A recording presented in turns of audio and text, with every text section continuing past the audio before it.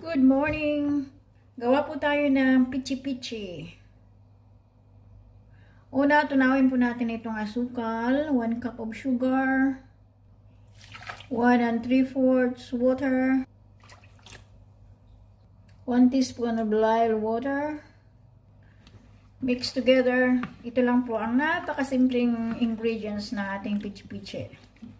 Pagkatapos po natin ma-mix ito, kaya ako gumamit ng brown sugar para hindi ko na lagyan ng food coloring. Ito po ay 2 cups ng grated cassava. I-mix lang po natin ito.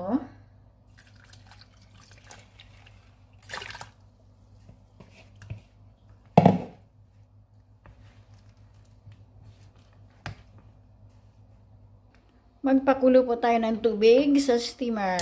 Dito po natin i-steam ang ating pichi-pichi.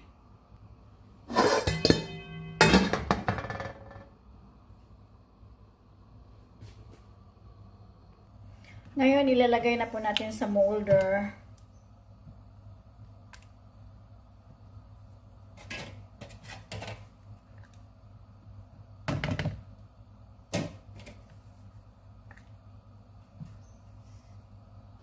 Ito na po ang ating pichi-pichi.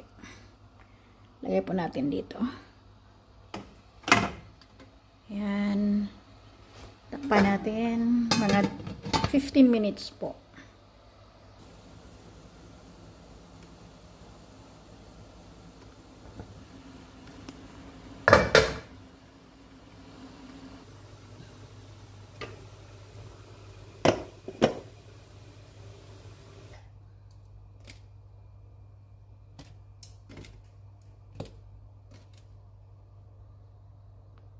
Ito po ay kinayod na niyog.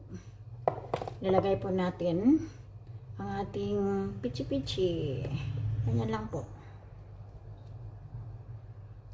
Napakalambot. Yan.